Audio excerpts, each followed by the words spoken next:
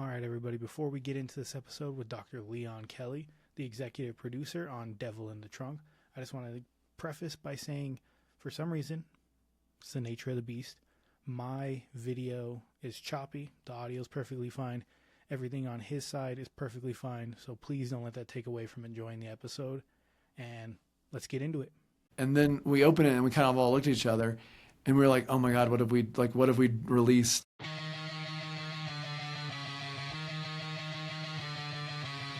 There's a force in all of us that science knows nothing about. The force of fear.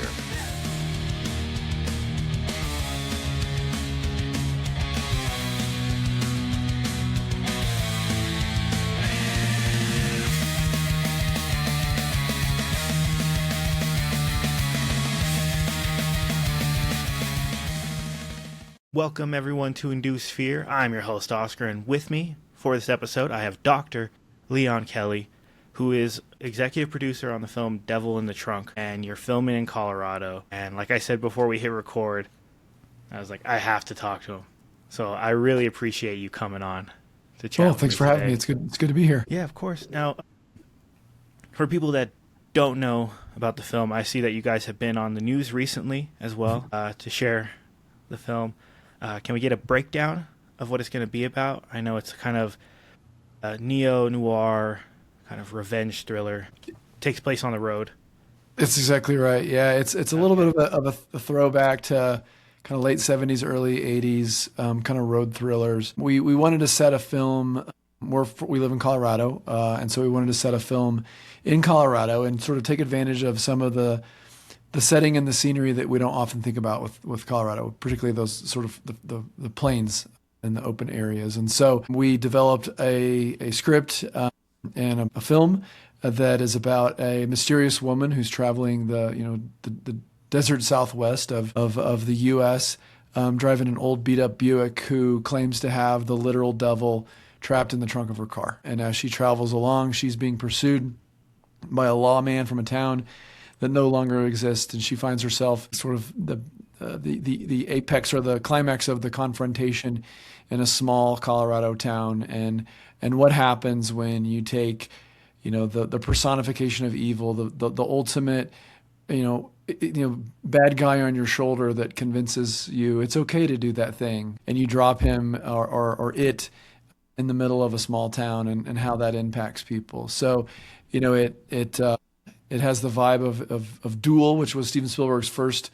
It was a made-for-TV movie, but it's essentially a road chase movie of a mysterious truck trying to drive a man off the road, and then a little bit of the vibe of No Country for Old Men, and then things like Death Proof and sort of these exploitation grindhouse cinemas of the 70s and early 80s that we used to watch. At least I used to watch at the drive-in as a kid. So it's got all those, and then you throw in a supernatural twist to it, and then our beautiful Colorado plains and mountains in the background and sunsets and our amazing Colorado cast and crew, and you've got a pretty exciting movie. Yeah. I mean, as somebody, I've driven across the country a couple of times. Mm-hmm. I used to make trips between California and Arizona countless times. So I know the road itself, once it hits dark, once it hits that nighttime feel, it's already creepy in itself. Yeah. Yes. Yeah. Most people don't, unless if you live on the coast, but if you live in the Midwest or you live in the mountain region, they haven't been on a road that just looks like it goes on forever, and you don't see a car for long stretches of time. And that isolation and foreboding, it's similar to that. Like, is there something standing in the shadow in the corner of my bedroom? All right. Is there something under my bed? It's like this intrinsic, like natural animal level fear, or like out in the water where you look around and suddenly you realize you're surrounded by nothing but dark blue water and you can't see what's at the bottom. It's just something, the natural human reaction to that is like, oh no, this isn't good. Like, this is where bad things happen. Yeah. When my fiance, she's from New York, right in Queens, the city. Yep. Everything. When we made our drive out here to Colorado, once we hit that wide open road and she saw how big the sky was and how empty it was, just in the vast nothingness, she was like, I'm a little scared right now. That fear instantly set in for her. Exactly. Yeah, it can be anxiety inducing for sure. You'd think big open spaces would make you feel comfortable and expansive, but it can feel just as claustrophobic as as being trapped in a tight space. Yeah, and I love the premise of the film, especially with the supernatural element to it. I think when I originally sent my message to you guys, I was like, I love horror movies and supernatural, and this is just the perfect blend of why not talk about this film. And again, as somebody who's on the road a lot, it's another thing that speaks to me. Yeah, and it really is. I mean, it's a little bit of a closed box kind of mystery, like what is in the trunk, right? Who's telling the truth? Who's lying? Who's crazy?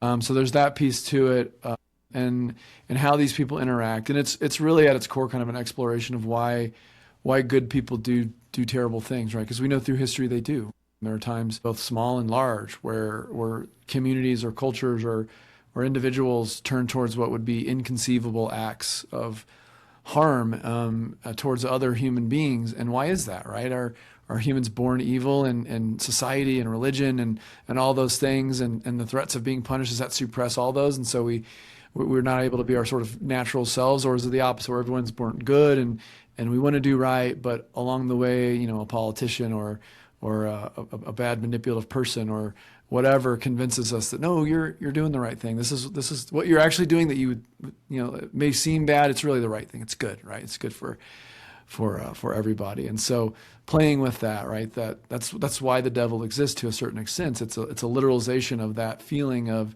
why do people do bad things? Like, we want to believe that we're good, but somebody kind of convinces us to do bad things. And so kind of, which is it in this film? Are these people behaving this way because the devil is in their presence, or is this kind of who they naturally are? And it's the natural consequences of this sort of isolation and what people will do when nobody's looking, or when they think nobody's looking. Yeah, because you have those moments where people say, well, I didn't have a choice. Yeah, that's right. Or is it that you did have a choice and something told you it's okay? Yeah. Go ahead. Yeah. Or you know what you're doing is wrong. You've been taught it since you were a little kid, but you think it's for a bigger purpose, right? You think we have to do some bad things, but in the long run, this is the best for everybody. And what kind of lengths people will go to if someone can convince them of that, or they can convince themselves that what they're doing is actually for the best. Yeah. I liked when I was reading the story of it, just kind of the breakdown, you said when it allows permission, like when what is a human evil, or is it just because it was given permission to do this sort of thing? And I thought that was really cool, because it's like, sometimes it's just somebody just takes that little push to that. And generally that is, they're good people, and there's a snap somewhere. It's that proverbial angels, the good and the bad angels sitting on your shoulder, right? That's why that was concocted probably centuries ago, of that idea of the two voices in your head, one good, one bad. And it's not me, it's the voices that told me, it's the devil made me do it. Classic excuse. And you spoke about how you that people have done, there's horrors within this world, and you have actually experienced seeing kind of that, the results of that. Right. Yeah, the doctor part in my name is I'm a forensic pathologist. So I'm a physician who's specially trained in doing autopsies, investigating deaths, and our daily life is sort of seeing the worst of the worst. Right. If you end up at the coroner or medical examiner's office, it wasn't because something good happened to you. And so I've been a practicing forensic pathologist and continue to practice for almost 20 years now. And so I've experienced and worked with and worked through some of the worst tragedies humans can encounter, both inflicted on them, inflicted on themselves, and then things that we just simply can't control. There's the things that happen in life. And so, the human element of having to learn to deal with those things and navigate that professionally, right? It's, the worst things that you'll ever see, it's just a Tuesday morning for me, right? And so, to be able to take that and kind of use those experiences and try to explore them in an artistic and kind of creative way about sort of the tragedies and the difficult things I've seen in my career on sort of a philosophical level, but then also on a practical level, right? Horror films are what I loved as a kid, and undoubtedly, that's how I found my friends, how I found my tribe. Like, as an adult, that's still the majority of my friends. That's how we bond, is going to see scary movies. And I run a horror film festival that's dedicated to exploring the genre. And there's no doubt that partially at least led to my career choices in the end of what I do, right? And so all of that kind of combined kind of led me to a path where, it was healing and helpful for me personally to go on this journey of creating, an artistic expression, at least the small part that I get to play, and helping develop it and talking through it with the writer and director and bringing it to fruition to kind of help me process those same things, and then kind of turn it on its head and take tragedy and try to hopefully make something, entertaining and thoughtful and, thought-provoking out of it. Yeah. Yeah, that was going to be my follow-up question after asking that one was, is it a cathartic creative outlet for you to do this? Like after viewing the horrors of real life, you get to create something and tell a story. Yeah, I mean, I think it on multiple levels. One is kind of, as I said, my friend group and who I bonded with even as a little kid on sleepovers and stuff. Like that's how I knew somebody was my friend, because we had the same taste in movies and we liked that same feeling of staying up late and watching The Exorcist, or getting a hold of a VHS tape that had scary stuff on it that we had heard about, The Faces of Death and all those sort of things as a kid that you get your hands on and you think you've got the holy grail. And even through college and into adulthood, being able to bond with people. I mean, to me, there's nothing as sort of soul cleansing and fulfilling as sitting in a dark theater with a bunch of friends or even strangers and watching something scary that everybody gets to go through together and laugh and scream and squirm in their seats. And that communal artistic experience, which humans have been doing, since we learned to make fire and sit around it, right, and tell stories. Like that's how we bond, right? That's how generation we pass on wisdom and we pass on who we are and our perspective, and that's how we hear other people's perspective. That's the way that we experience life through someone else's eyes, is through storytelling. And in the modern era, in the last 130 years, that's been predominantly film.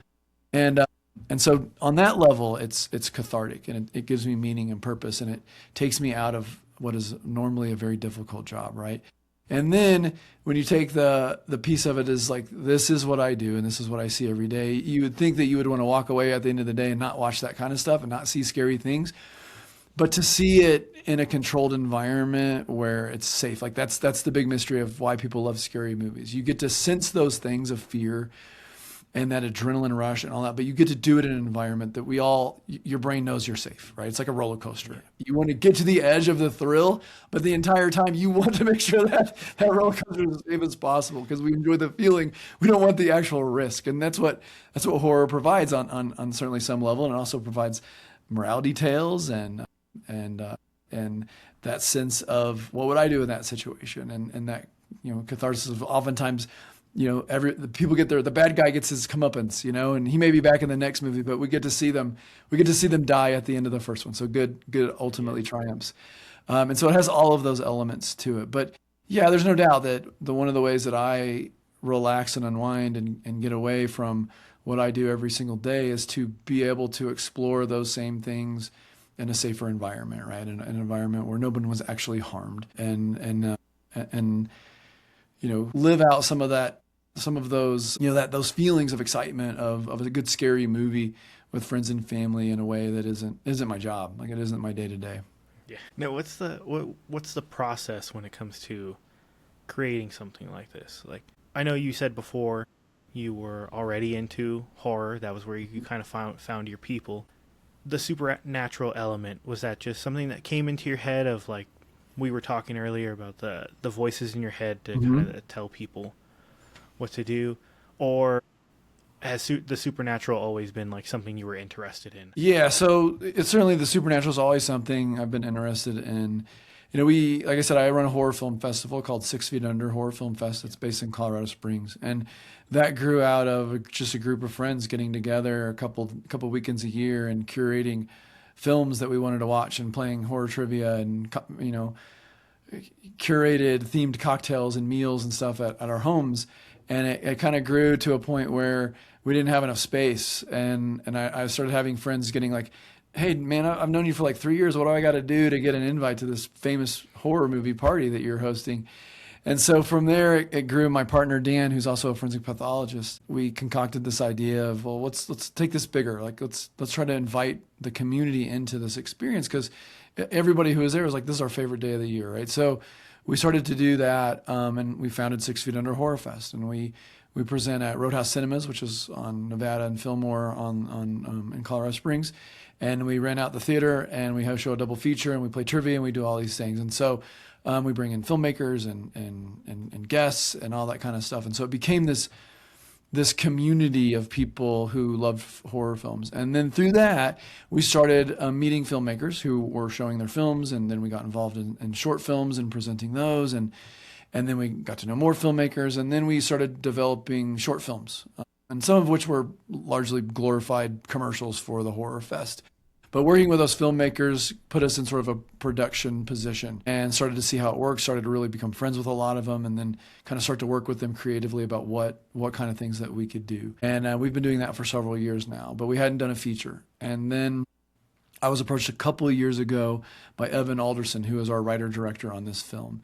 And he was from Los Angeles. He worked at Paramount. He moved back here with his wife. They were having a child, and his parents and his wife's parents were here. So they wanted to be closer to family once that they were starting a family. And so he reached out to me because he had heard about our Horror Fest, and he and I sat down and started talking about what would it take to create a feature-length narrative film here in Colorado Springs, and started looking at scripts and ideas and treatments and things, and kind of worked our way to the story as it's created. And we had it in hand, and it was called Devil in the Trunk. And we read the treatment, and there were things where it went directions that honestly, budget-wise, we just couldn't afford. There was an insane asylum, and there was like a prison break type thing. Like, we don't have the budget for that. We don't have the locations for that.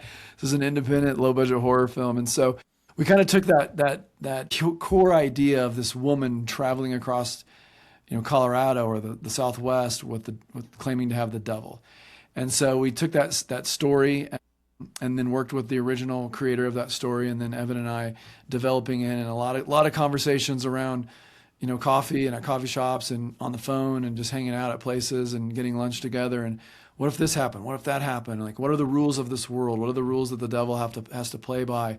And who are these characters, and what are their motivations? And what are the themes that are carrying through? And are we being consistent with how all this is working? And then over the course of 9 months to a year, Evan would go back and then just bang out a script, and then we would readdress it, and I think we're on probably the 24th or 25th version of the script before we finally locked it and went into production. And so it is crazy to have all these conversations with your friend about this character and what they're doing and why they're doing it, and this vehicle that we had imagined in our car with the devil trapped in it. And then you're on Facebook Marketplace or eBay, and you're trying to find the right car, and you're calling people, and then you finally drive out to some guy's house in Idaho Springs, and there's the car. You're like, this is it. Like, the devil, you go up, and he and I are talking like, yeah, you definitely fit a body in that trunk. That's certainly big enough. Guys probably think like, what in the hell's wrong with these guys? We're making a movie. We're not actually transporting bodies. Yeah. And then to take all that way to, the first day of shooting when we're on set, and these characters that we've just created out of nothing, it's not an adaptation of anything. And this abandoned road, desolate road that we've imagined, and here it is. And then these characters saying the words that we had created and Evan had typed out. And then you see him driving down the road and get out of a car and say those words. It's like magic. It's the craziest thing you'll ever experience. And I'm sure playwrights and others feel that same way. It's like you've dreamt something that came alive right in front of you. And so that's how we've worked through it. And we started shooting in, mid-May, and we just wrapped our first round of principal photography. We've got some reshoots and some pickups and stuff still to do, but the bulk of the filming is now done. Wow. Yeah, I imagine it would be a pretty amazing feeling to have something come to fruition, just from, like you said, just from sitting and chatting about it and talking about it and kind of creating and building this world, and then now it's coming to life, and you're seeing it right before your eyes as it's right there. Yeah, you've dreamt these characters for a year, and here they are standing in front of you, and they often look and sound exactly like kind of you imagine in your head. I mean, you helped create that and make that happen through casting and obviously the script and everything. But to see those words come to life, especially in this kind of a supernatural kind of story, is just it's really cool. Yeah. No, I would imagine it's especially when it comes down to the smallest, not, well, that's not really a small detail, but finding the car. Hmm. You were like, you guys were like, that's it. Yeah, That is it. the cars are really the Immediately. characters in the story, Yeah. and so we had to find, the devil car, and then the the antagonist in the film is his name's Kane, and he's a sheriff from the town who's chasing her. Eve is one of the main characters, and so we had to find a police car, and it's a period piece, so it's like late '90s, and so you have to find cars that match that period, that are aged to the right way that you want them to age to, and 1999 is a long time ago now, right? And so, and now these are cars that were supposed to be even kind of old in 1999. And so, we had a lot of trouble during production with the cars themselves, and then getting them to run and not break down. And we asked a lot of them. There were lots of car chases, lots of action. And so the crew named the car, the devil car, they named it Bruce after the shark from Jaws, because the shark famously was always broken down, and that's Yeah. why Spielberg had to adapt the way that it was shot, and so they named it. And the shark was named Bruce, and so they named the car Bruce in homage to the key character that just won't start up and do what it's supposed to do. So Evan and the cast and crew had to get creative at times to work around it, but sometimes happy accidents like that are good. Yeah. Yeah. And I love the fact that it's right there. Because most people, when they think about Colorado, I think the first thing people think of is Denver. Hmm. Yep. And they think of the mountains. But really, there are vast plains. Hmm. And Half the long state stretches is of road. is plains. Yeah. Yep, that's exactly right. Yeah, because I've driven going from here to Kansas is a lot of just plains and nothingness. That's exactly right. And once it Yeah, gets dark again, that creepiness sets in. yeah. So I And when love you're that making kind of aspect. Yeah, when you're making an independent film, you have to leverage and maximize what you have, and what we have for free is mountains and these big plains and these beautiful sunsets and these clouds and these vistas and horizons. And so, to write and craft it, the story. I mean, the story's got to work either way, but to craft it in a way that takes advantage of some of those things that we just we wouldn't have the budget and the ability to CGI those things in. So we have to go for where they really are. But as we all know, in Colorado, the weather is, particularly in the spring and early summer, is tumultuous and changed by the second, with lots of lightning and storms. And our first week of shooting had to be pushed back in May because of a snowstorm. So you also have to work around Mother Nature a little bit, which makes it tough. Yeah, I was just gonna ask that. I was gonna say, as somebody who knows the Colorado weather, I was like, it's been pretty crazy. It'll go from really hot to pouring rain to Yep. a random Yep. bout of snow out of nowhere. Yeah, bright, clear blue skies, and then 45 minutes later, a violent lightning storm. And so, Yeah. we lost many hours to lightning delays and rainstorms and everything. If Have it you guys been able to exists in use some of that Colorado to weather, like your advantage though?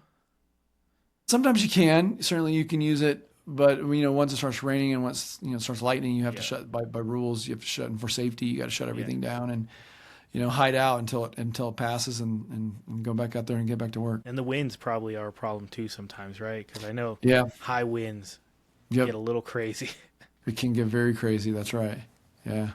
Yeah, I mean, I live outside of the Denver metro area, and I'm really close to Highland Ranch, and I'm sure you would know, probably a lot of people listening probably like, I don't know what he's talking about. But I remember a few years ago, I drove into Highland Ranch, and a tornado, I guess, had torn down a bunch of things there, and I was like, I had no idea. I was only 20 minutes away, and it was perfectly fine over here. Yeah, that's right too. Like from one spot to the next, it can be vastly different. So it just depends on where you're standing at the time. So when it comes down to filming the movie and kind of piecing everything together, what is your process when it comes down to the shoots? Because again, it's on the road, and I can see from the images that you guys share, a lot of behind the scenes. There's like, if anybody listening right now, if you follow Devil in the Trunk on Instagram, you guys also have a Facebook as well, right? We do. Yep. All the socials. You get to see all those behind the scene images, and it looks like a lot of work to film on the road, and then like have those cameras attached to the vehicles while you're filming. That looks like a task and a half to me. Yeah, the cast and crew did an incredible job. I mean, like I said, we've got a lot of car chase scenes. We've got, an armed car that has the big crane on top of it, that's got a camera at the end that allows you to shoot along moving vehicles to really, really feel like you're in those viscerally in those situations with those car chases. They're outside, they're driving up and down roads in the hot day. Like, they had to do an incredible amount of work. And so at the end of the day, we want to make a good movie, right? We want to make the best movie we can. But the underlying mission for this film really is to give local filmmakers and craftspeople and actors the opportunity to do narrative film in Southern Colorado, right? Because there isn't a lot. There's some, but there's not a lot. And our state is not known for the film industry. Historically it was, but in recent decades it has not been. And so part of it was just sort of a proof of concept to give these folks the opportunity to show what they can do, who live in Denver, who live in the Springs, who live along the Front Range, the chance to do something here as opposed to have to travel to New Mexico or some other place, and kind of really showcase and highlight and platform our local filmmaking industry. And so we use as many local Colorado people as possible, and really we created a film that allowed them in many ways to kind of stretch their skills, right? And do things that they hadn't necessarily gotten to do on a commercial project, shooting a commercial for a bakery, like shooting bagels or whatever it is, And so, to really let folks have the chance to kind of do some really cool, different stuff. And so, yeah, if you follow along on Instagram, we've got TikTok, we've got Facebook, we've got all the socials. Part of it is highlighting along the way how we made this movie and the great people that were involved. A lot of horror films want to hide everything from you and make it as mysterious as possible. That's awesome. If you're Blumhouse, you can do that. For us, we have to show the legitimacy of the film and the level and the quality that we're doing to get people to be interested. And so part of it is being along for the ride of the creation of the film itself. And so we've been kind of very open and focused on, here's who's working on it, here's how they're doing it, here's mini documentaries of the set. And so there's a lot of good footage out there of interviews and stuff of all of us and the roles all of us have played to really highlight that great work that everybody's doing. Yeah, it definitely shows the hard work, because that was one of the things that I saw, and I was showing my fiance. I was like, look at this, like, this is there. You can definitely see the hard work put in. Yeah, it's one of those things you talk about it for a long time, and then all of a sudden you're there, and many of us kept thinking, like, we're making a real movie. Like, this is a real movie. This isn't like kids with a camcorder like we were, a couple decades ago. Like, this is a legit production. And so, with that comes a lot of responsibility and safety and all that stuff. It's easy to get your phone out and run around and film each other and say, I'm making a movie. But you get to a certain level with a certain level of expectation of what you've got to do, then lots of safety measures, and we wanted to do this the right way as much as we could, on a low budget, but have it look. The goal ultimately is to make it look like it costs a lot more than it really did, which is how independent films become successful, right? The performances, are bigger than what you would expect in that, and the production value is bigger than what you expect, and the cinematography uses artistry to make up for some budgetary constraints, and so you just have to be creative and committed to it. And we certainly had a cast and crew who were able to do that. Yeah, I love the fact that I have these conversations with my fiance a lot about how films look nowadays, especially ones that are, big budget. Yeah. Films. I'm like, they always adapt to looking like it's shot for your phone. Yes. Not shot as a film, but shot for your phone, because everybody likes to scroll and watch through it on their phone. And when I was looking at everything, I was like, this looks like a legit film. Not filming content for a little short to swipe past, but an actual film. And that's another thing that caught my eye when watching the behind the scenes things like that. For anybody who genuinely loves films like this, it's a diamond in the rough.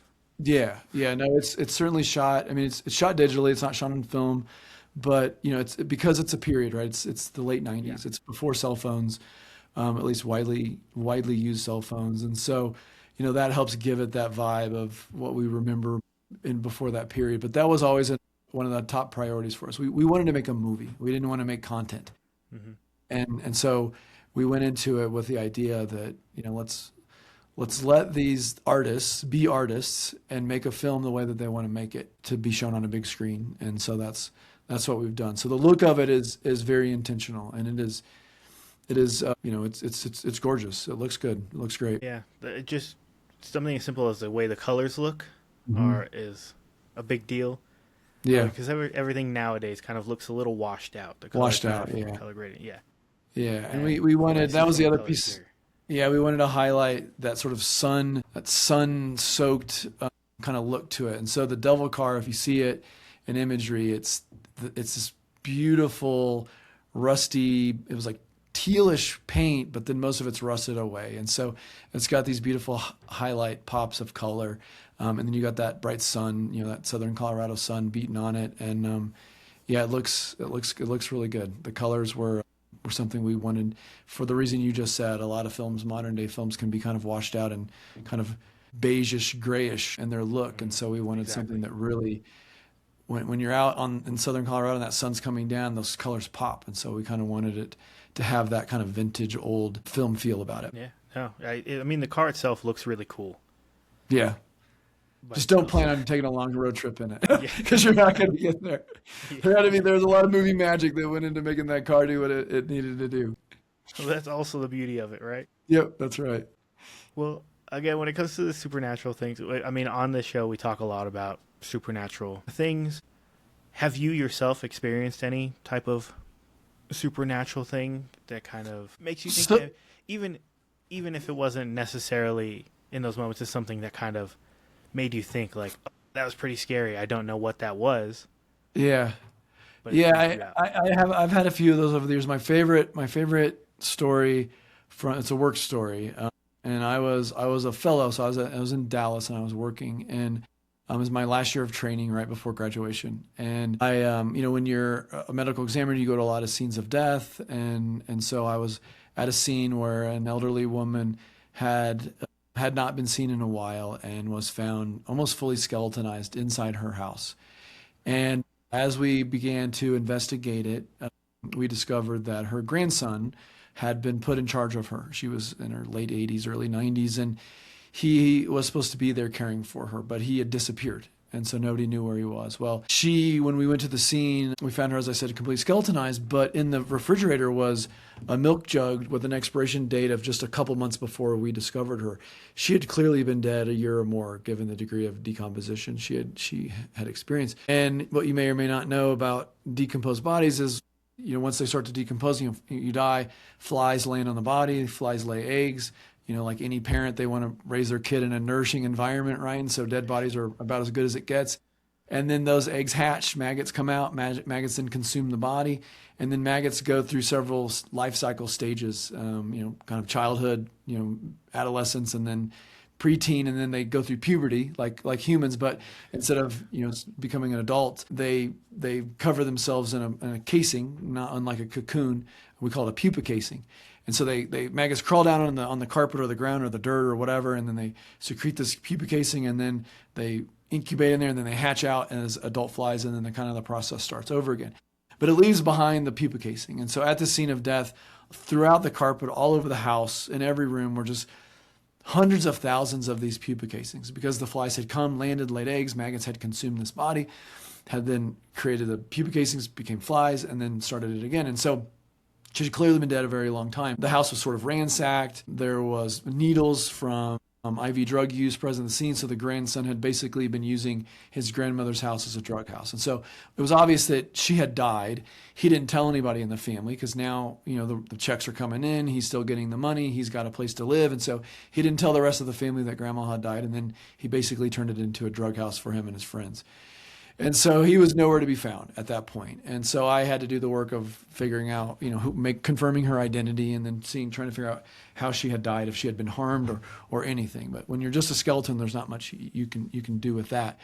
The biggest thing was finding the grandson and what happened to him. And so about a month went by, and I get a call from the homicide investigator who says, "Hey, I found the grandson, and we tracked him down." I said, "Oh, great, that's awesome. We can finally kind of figure out what happened here." And he said, "Well, it's going to be a problem, because he's in the hospital and he's unconscious and he's on a ventilator, and so he can't talk." And I'm like, "Man, I knew roughly how old he was, and what happened to him?" And he said, "Oh, it's." I talked to the doctor, and the doctor said it's the craziest thing he's ever seen. and they don't know if he's going to live or he's going to die.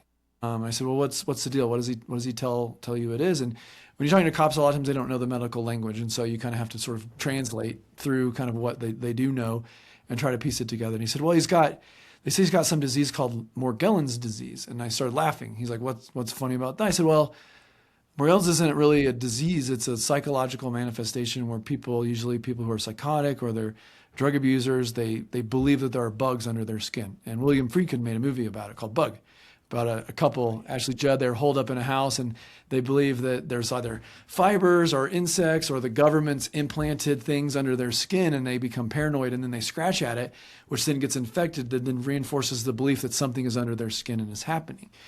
Yeah. And he said that, well, the doctor said that out of all of these wounds, I explained this to the cop, and he says, well, that's crazy, because he says, the doctor says out of all of these wounds, they keep just hatching all of these maggots and they're like eating this guy alive.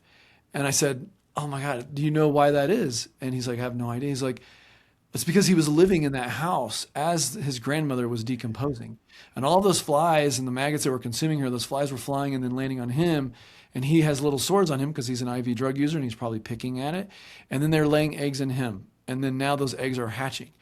And so I'm like, so if this guy ultimately dies, it's really like the ghost of grandma and these maggots and the flies that he helped create this situation have sort of come back from the grave to grandma had to seek her revenge on the grandson who neglected and potentially abused his grandma.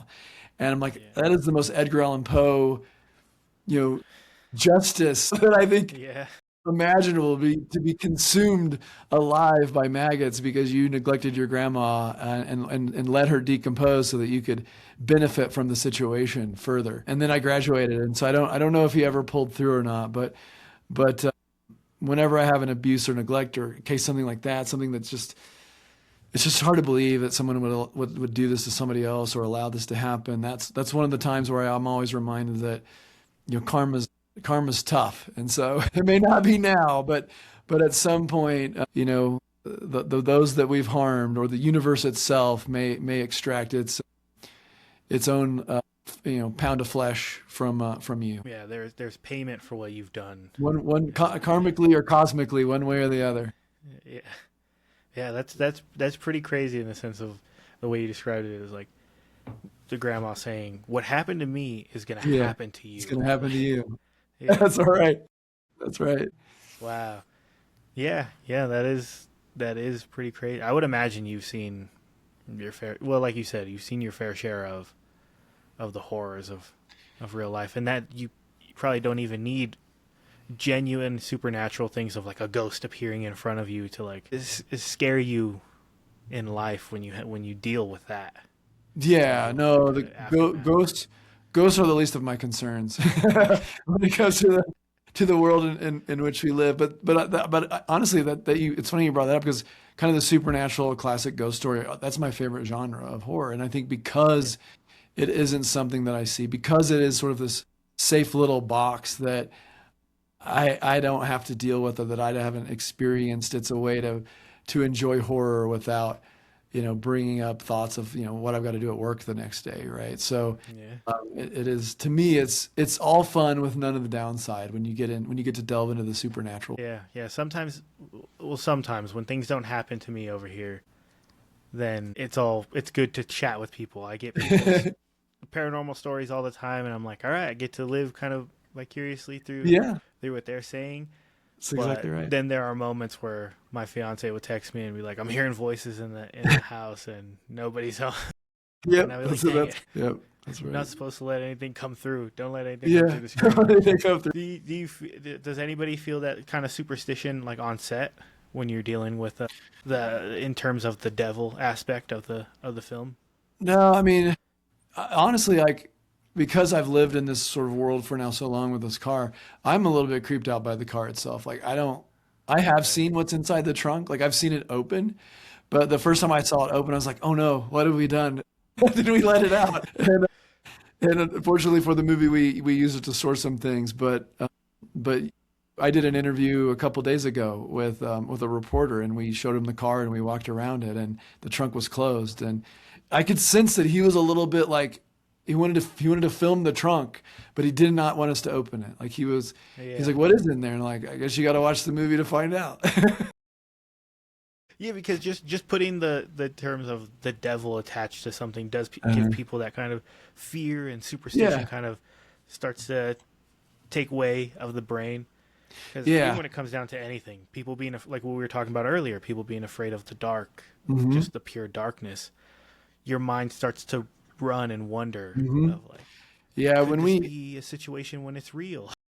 That's right. When we bought the car and drove it home, my dad wanted us, and we could put on a trailer, and we drove it back, and we had to go through it and it had a bunch of stuff in it. And it was a guy whose father had passed away, and he was a very nice guy, but there was a bunch of junk in it that he's like, just take it with you and clean it out. And so we started cleaning it out, and we found in the back seat it was a box, maybe a 2 foot by 2 foot by 2 foot cube that was completely sealed in duct tape. And so we couldn't feel what was inside other than it was just this perfect cube of duct tape that was obviously some sort of box. And so we're like, what in the world is that? Why would somebody go through all the effort to literally duct tape, not just along the seams, but literally every surface was covered in duct tape? Yeah. That's a lot of effort to go through to hold something inside a box. So we were like, what is going to be in here? So we cut the duct tape off, and then that duct tape was covering plastic that was covering it. And then inside that was like a styrofoam kind of cooler. And then we finally did open it, and inside was just like a bunch of burlap and stuff. And so there was nothing of substance inside of it. And then we opened it, and we kind of all looked at each other, and we were like, oh my God, what have we released? Like, what was it that somebody would, box. Yeah, exactly. We just opened it and released some cursed demon onto the world while we're making a movie about devil in the trunk. And that maybe that was the curse that caused the car to break down like every 45 minutes. But then, you're going through, you have a guy who's passed away, and this was his car, and you're finding these objects, and there's weird, mysterious boxes, and literally you're making a movie about a devil in the trunk, and you got to open the trunk and climb in and clean it all out, and it had a lot of mothballs, and so it smells kind of funny. It's tattered, and like the headliner's like hanging down, and it's got a creepy vibe. Like it is. I've never driven it. Actually, I refuse to drive it. I made Evan at every point, who's the writer director, drive it like on and off the trailer and drive it around. And I say as far away from it as possible, even though I know exactly where we got it from and how we got it. But it definitely has some weird energy to it. Yeah. Well, yeah. Like I said, I imagine like superstition. The brain starts to run wild. Yep. And create things, piece things together. Like, we found this box. There's attached to it. What's going to happen next? Yeah. And I mean, like even with the reporter, I'm like, even you walked up to a stranger and you said, "There's a devil inside that trunk." They'd be like, "That's so crazy," but most people are like, "You want to open it?" They're like, "No, I'm not opening that." Like, I know it's not real. I know you just made it up for a movie, but like, I don't even want to tempt fate. Like, I don't even want to play this game. Like, I want to be as far away from it as possible. And so, that's kind of the vibe that you get from the car and the movie itself. Yeah. No, that's how a lot of these things go with the people that I talk to. Even when I deal with stuff on my own, I have to kind of tell myself, no, that's just the house settling. There's a knock. There's probably somebody screaming outside. Like, I'm sure it's I nothing. kind of have to explain it. Let me go check it out. My fiance is quite the opposite. She's like, it's a ghost. Immediately jumps to. Yeah. Immediately jumps to the worst possible thing. Yeah, exactly. Well, especially with we have two like black animals. So we have a black cat and then an Australian Shepherd who has these like piercing blue eyes. Yeah. So you've invited creepy sounds in the night into your home, no matter what. Yeah, plus it's covered with horror memorabilia everywhere. I mean, like this here. Yeah. We have a killer clown's kind of from outer space animatronic down at the base of the stairs. Makes the nephew cry every single time he comes in. So everything is kind of welcoming, like to be creeped out. Yeah. But I genuinely am excited for this film, especially with it again being in Colorado. Yeah, I was like, that's awesome. You don't really see that a lot. So no, you don't. Plus, it has the on the road. Another thing that speaks to me, supernatural speaks to me. I'm just like excited on all ends. Again, the hard work that you guys put into it is very much seen in all those behind the scenes pictures and videos, and it definitely looks like you guys are genuinely having fun despite the creepiness of the material. So, is there anything else you would like to share about the film itself, like when it comes, or just putting the word out for more people in Colorado. I mean, outside of Colorado as well, for people to watch the film. Yeah, so a couple things. We have if you want to see, we will be having the world premiere of the trailer at our July 12th Horror Fest at 6feetunderhorrorfest.com. You can get tickets. It's our shorts film festival, so if you like horror films, we've got about 4.5 hours, I think 26 of the best horror short films that we've kind of collected over the last year. My partner and I, Dan, go to a lot of horror film festivals and then kind of see what's the best and then invite those filmmakers to present at our show. And so on Sunday, July 12th, we'll be showing all of those short films. There's really no other way to see them, but we've got great comedy horror. We've got really, really scary stuff. But at that Horror Fest, we will be premiering the trailer for Devil in the Trunk. Our writer-director, Evan Alderson, will be there to talk a little Q&A. We'll show some of the behind-the-scenes stuff.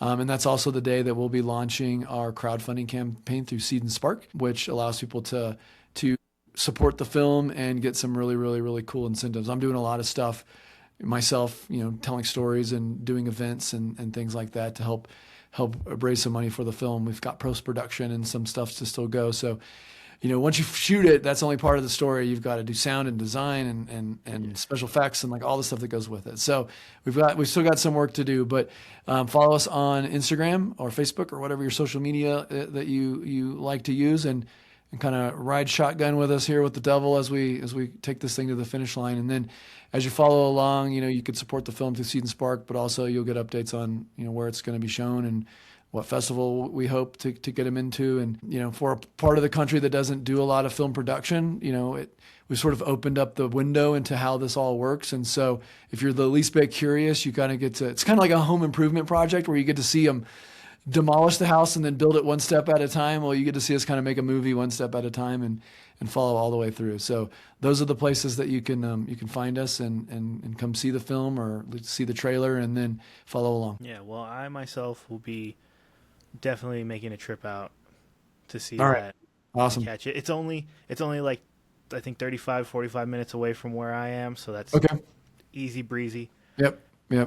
So for everybody else, I will make sure to put the links for everything great below for people to check out, because genuinely people need to see the hard work. And again, you're putting Colorado, it's support local in the coolest way possible. Yeah, exactly. Yeah, this film is meant to support not only the people who are making it, but the next generation of emerging filmmakers in this community. If you don't have jobs for these people, if you don't have opportunities, they just leave and they go someplace else, and we're losing very cool people that we want to keep here because it helps diversify our economy. It creates jobs and opportunities for folks who, if they don't, like I said, if they don't have it, they've got to go someplace else, or they don't ever get to live out that dream, right? And that's what you're trying to do for folks.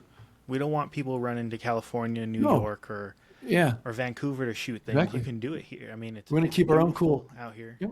Yeah, exactly. So I will make sure to do that. I do appreciate you coming on and talking with me. To everybody watching, listening, whatever the hell you're doing, make sure that you go and follow on all the socials. Make sure when Seed and Spark. Yep. So you'll be able to, you can find the link on our Instagram and our link tree, and then we'll have posts coming out, and that launches on July 12th for folks who want to support the film and get some really cool stuff at the same time. Right at the premiere of the trailer, right? On July 12th. Sweet. Trailer launches, and then at our Horror Fest, and then Seed and Spark crowdfunding campaign. It's like a Kickstarter, but specific for independent filmmakers.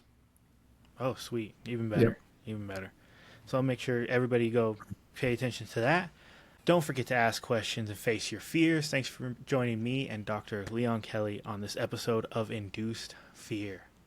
Bye, everybody.